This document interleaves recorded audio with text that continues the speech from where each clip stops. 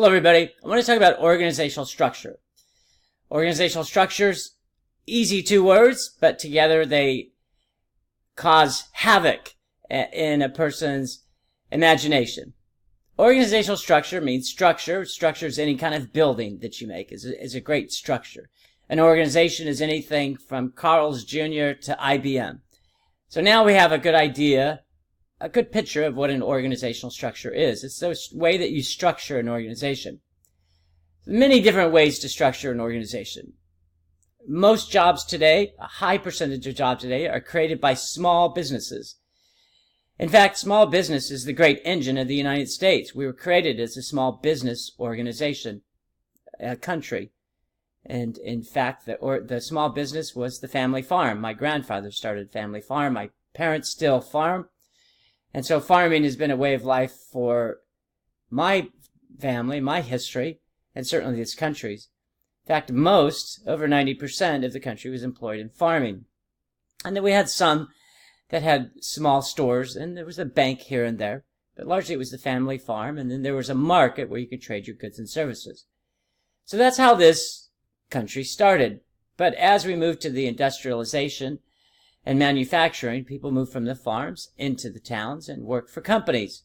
So you needed a structure in order to house all of these individuals, to make sure that they did the job that they were supposed to do, got paid when they were supposed to, and that requires some structure. Structure could be as easy as a human resources department that hires somebody.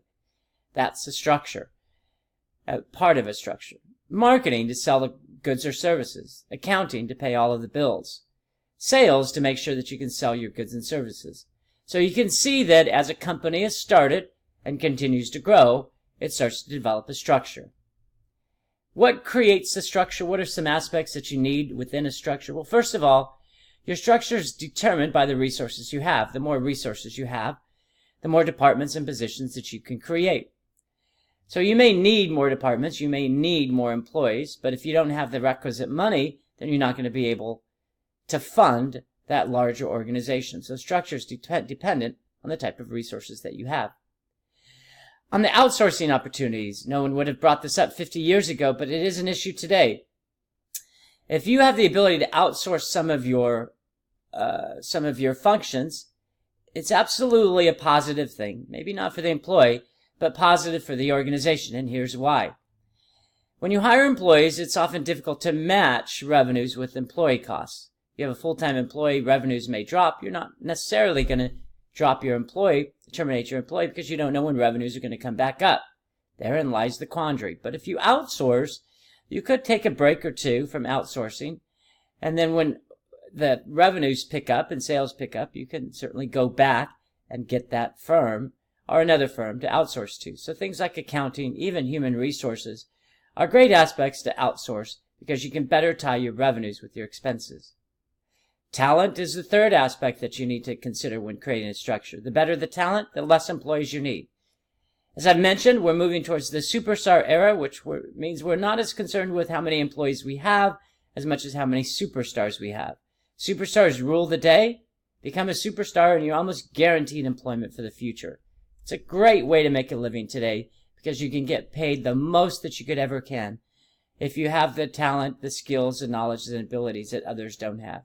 Talent is a driver in organizational structure. Have talent and you have less structure.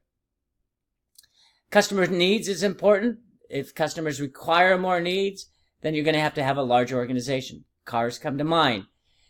Guarantees and warranties are a part of car buying today, so you need much more service. Also, recalls is becoming much more of an issue. So for these issues, the more needs that a customer have, the more services, even after the sale is done, then you're certainly going to have more departments. Lastly is future plans and ambition, and this goes to R&D, research and development. So the greater plans that you have in the future, the more that you have to plan for that. And so future plans and ambitions are going to require a larger organization. Drug companies, for instance, spend a considerable amount, many billions of dollars on research and development. Some drugs just don't come to the market, but some do. And some do. Those that do often have astronomical prices because they have to pay for all the research and development. I once heard it takes about 8 years for a product in the drug industry to come to the market. It's a long time to invest without assurances it's going to work. That's organizational structure, everybody. I certainly wish you the best. Look forward to the next discussion.